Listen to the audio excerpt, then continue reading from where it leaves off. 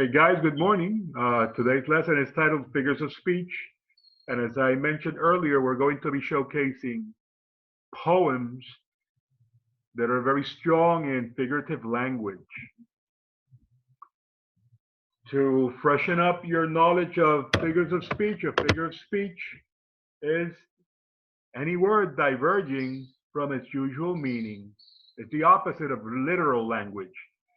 We can also say that it's also language that compares, exaggerates, or means something else other than what it first appears to mean. And here we have three examples of figurative language. For example, we can say that someone is in hot water, and that doesn't mean that they're boiling and that they're physically inside hot water. But if you were in hot water, that means that you will be in trouble, right? So that's what it means when we say in hot water, you're in trouble. We can say that someone is a pain in the neck, and pains in the neck are very what? I know, painful, but they're also annoying. When we say that someone or something is a pain in the neck, we're saying that they are annoying us or bothering us.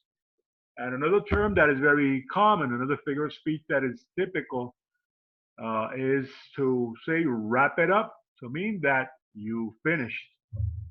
So those are very common examples of figurative language, figures of speech that we discussed previously. What's the metaphor? We said that the metaphor is a indirect comparison between two unlike things in which one thing becomes the other. We say that something is. We use different forms of the word be. What we did not tell you previously is that we have three kinds of metaphor. The kind of metaphor that you're used to is the one that we call direct metaphor. A direct metaphor tells us directly that one thing is something else. Like, for example, if we say her hair is silk, what would that mean? We're comparing her hair to silk. And what are the qualities of silk? What are the two main qualities? Soft. One is that it is soft, and what else? Smooth. Smooth. It is soft and it is shiny. Silk is soft and shiny. So if we say her hair is silk, what we mean is that her hair is soft and shiny, but we're saying that it is, right? That will be direct. But there's another one that is the opposite of direct. It is implied. In other words, it is suggested. An implied metaphor does not tell us directly that one thing is something else. Instead, it is suggested. We're going to be reading a poem that has an implied metaphor. Let me give you an example of a line that is an implied metaphor. Well, let me give you a direct metaphor first, so you're able to compare it. A direct metaphor will also be the moon is a balloon. What do moons and balloons share in common?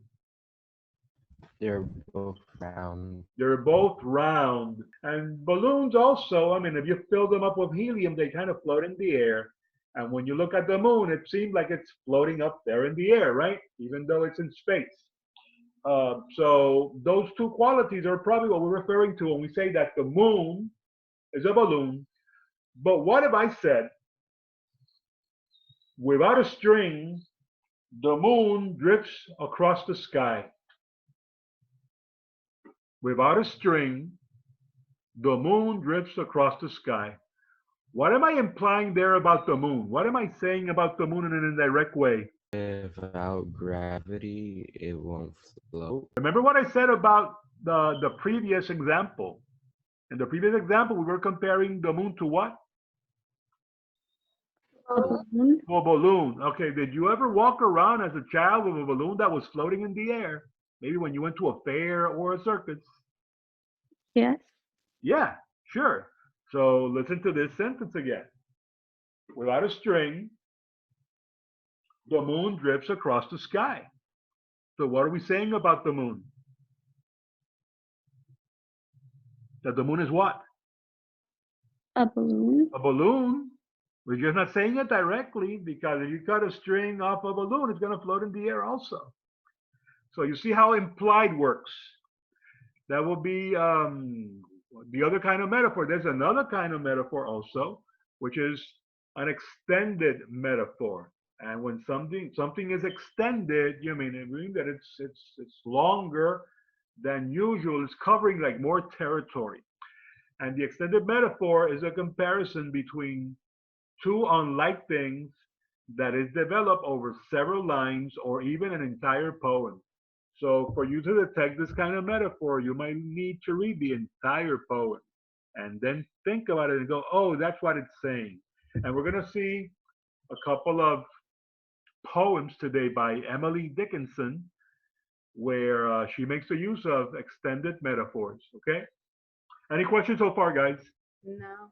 No? Okay, then let's move on then. The simile is another figure of speech. This one is a direct comparison between two unlike things where we connect the two words or two ideas with words like or as. Personification is another one that we also discussed, where we use figurative language to give human qualities to non-human things. And the poems that we're going to be showcasing from the book are Fog, Fire and Ice, Hope is a Thing with Feathers, Famous of Fickle Food, Tiburón, 15, Interment, and Sanctuary. And we're going to assign the poems. Okay. Then What page is it? let's get our books. I'm sorry. What page is it? Beginning on page 660, move, it's between 660 and 683. They're spread between those pages, okay? But I laid them out in order. So the last one is Sanctuary. Let's begin with the first one, with Fog. Amaya, you have Fog, right? Yes. Go ahead, whenever you're ready, madam. And remember, guys, when we read poetry, we're not in a hurry. We're not in a rush. We're like modeling words. You know that poetry has to do with expressing the beauty of a language. And when you see, for example, beautiful people that are usually like supermodels, you don't see them running on a catwalk, right? They take their time to show themselves. Well, give the poem time to show itself. Does that make sense to you? Yeah. All right, then let's have Amaya go ahead and read Fog. Fog. The fog comes on little cat feet. It sits looking over harbor and city on silent haunches and then moves on. Okay, and we have a metaphor there that is an extended metaphor. It's a super short poem by Carl Sandburg, but basically it's saying that the fog is what? A cat? A cat? And how do we know that? Well, it comes on little cat feet. And who has little cat feet? A cat. Cat. Not dogs, right? Not goats, not horses, cats. So, and the funny thing about this poem by Carl Sandburg is that it has haiku-like qualities. It is said that he was reading Japanese haiku and he got inspired to make a version. This is not haiku, it is a Western poem, but it has like haiku-like sensibilities, if you understand what I'm saying. And that's what came out, Fog. Let's move on to the next one, a very dangerous poem by probably the most dangerous poet in American literature, Robert Frost. Fire and Ice is a very philosophical and very deep poem, like many of Robert Frost's poems. And although it's very casual in its tone, it introduces us to the idea of the end of the world through fire or ice. And we're going to see what fire or ice might mean. Go ahead whenever you're ready, Andres. What page are you in? 662. 662. So go ahead. Fire and ice. Some say the world will end in fire, some say in ice. From what I've tasted of desire, I hold with those who favor fire. But if it had to perish twice, I think I know enough of hate to say that for destruction ice is also great and would suffice. Okay, thank you. It's a very dark poem, right? But I think it speaks about a lot of truth. It's about the end of the world. And when we think about the world ending in fire, is it possible that the world could end in fire? It is. How? What would that look like? Anyone? I mean, it could be referring to possibly the same way how dinosaurs went out, like the engulfing meteor. Okay, so you're talking a comet or a meteor, some kind of cosmic event that will Yeah. burn our planet, like happened with the dinosaurs millions of years ago. Yeah, that will be one way. What other way? War, What kind of war? like a world war, like Nuclear. A nuclear war. A nuclear war would just melt us. Not only that, but how many of you have been following what's been going on Yellowstone National Park? That super volcano that is there. Have you read about it? I haven't read about it specifically, but I've heard about like Man, I read that, it scared me because it said that that thing would explode. I've never heard of, I know of volcanoes that have destroyed civilizations. I know of volcanoes that have destroyed like islands. But I've never heard of a volcano that can destroy the world. And Yellowstone National Park has a volcano. So that's one big pimple right there. I mean, like big. Those are ways in which the world could end in fire. How could the world end in ice?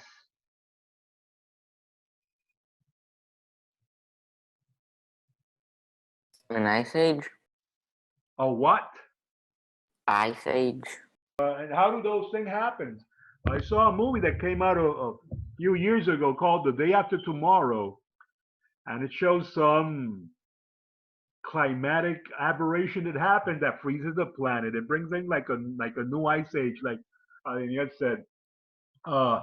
Ironically, I don't know, this is very ironic, but did you know that a nuclear war causes something called nuclear winter?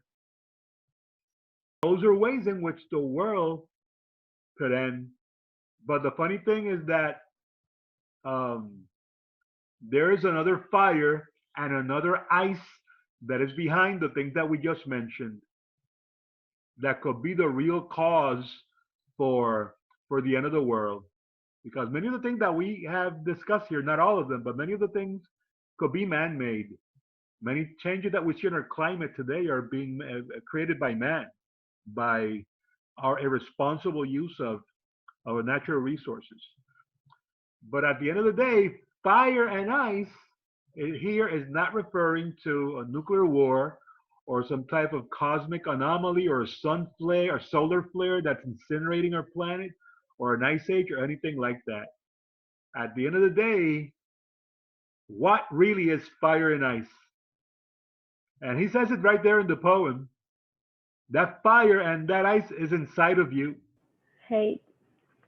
Hate is like ice, and desire is like fire. And all human beings carry that inside of them to one degree or another. And when you have a war, when you have things like global warming, they are the direct result of human desire and human hate. Would you agree with me? And with Robert Frost? Yeah. Yeah. Yeah. When you look at Yeah. most of the problems that we have, they are made by us guys. All right, let's move on then. Who has Hope is a Thing with Feathers? Me. By Emily Dickinson. She's the weirdest poet you'll ever read. She's weird and creepy at the same time, but very deep, very profound. Have you ever read Emily Dickinson before? Not that I know of. No. Okay. Well, let's give you your first experience then with Emily Dickinson. Who's gonna read that one? Me, Tatiana. Go ahead. Okay. Hope is the thing with feathers that perches in the soul and sings the tune without the words and never stops at all. And sweetest in the gale is heard, and sore must be the storm that could have bashed the little bird that kept so many warm. I've heard it in the chillest land and on the strangest sea, yet never in extremity. It asked a crumb of me. Okay, fantastic. It's a beautiful poem about hope. It's a little bit weird, and we see an extended metaphor here. What is she saying that hope is?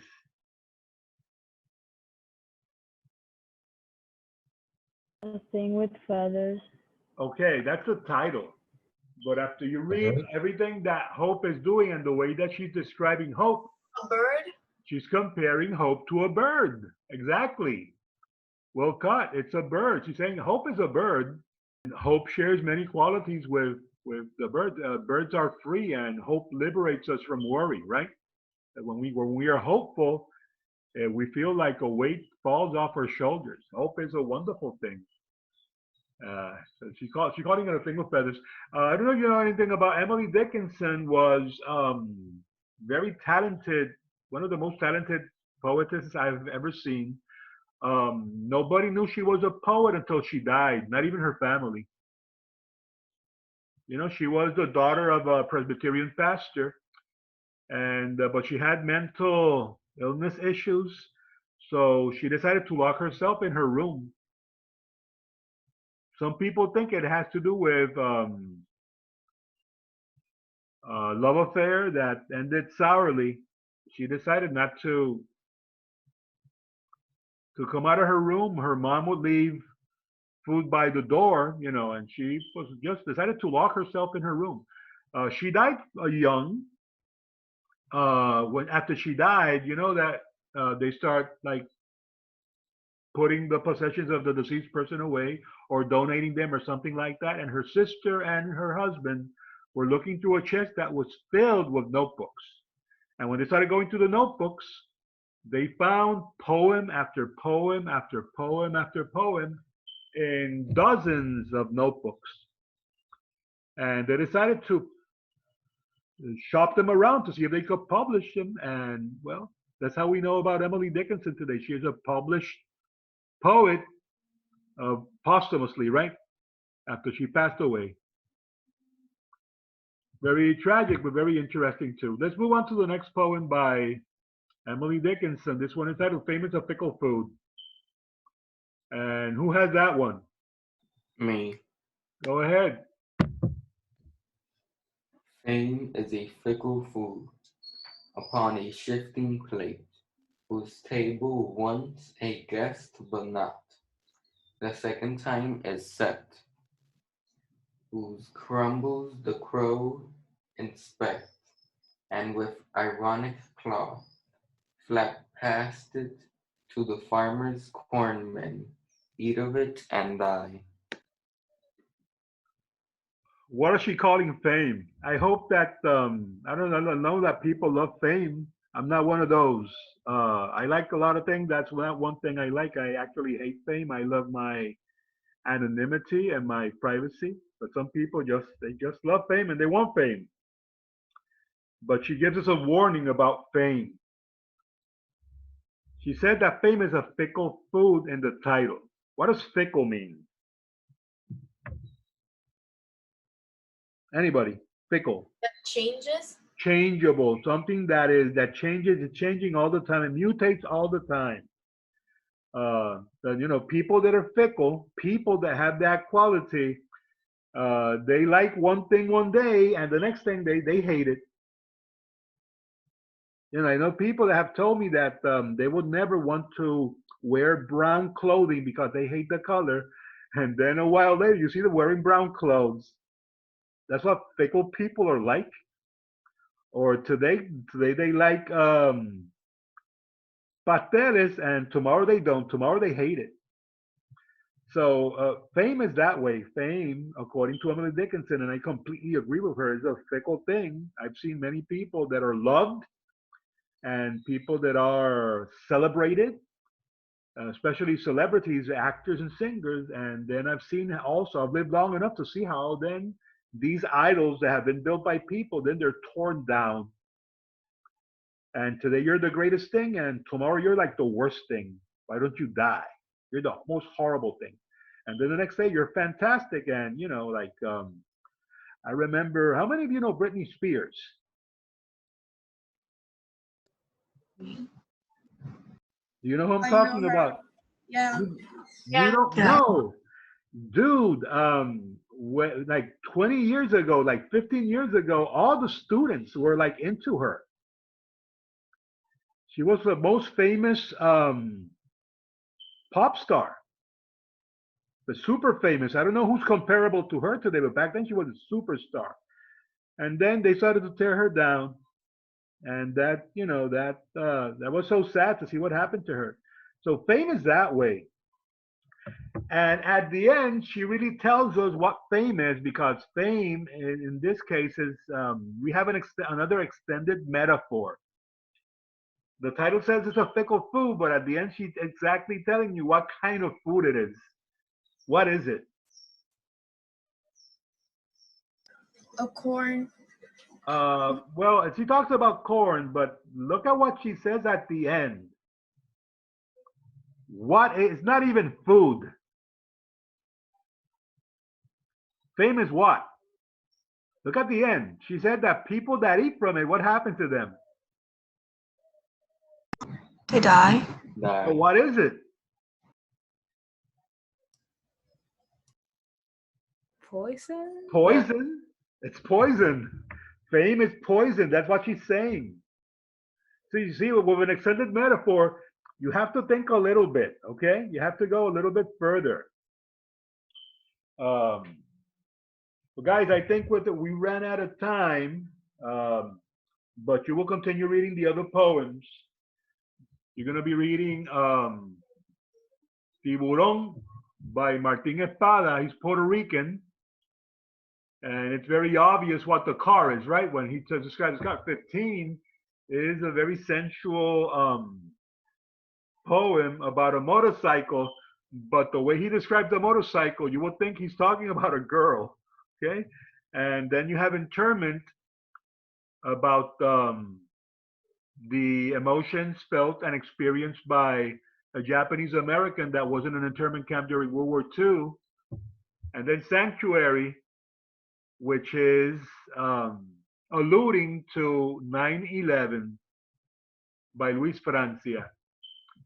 And once you read those poems, the assessment for all this reading is the wrap-up activity from page 683.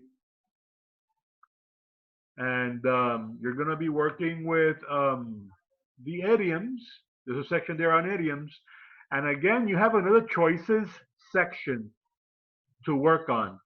And out of the 3, you're going to choose only one to do. You will not do all 3 of them, like in the last assessment that you had.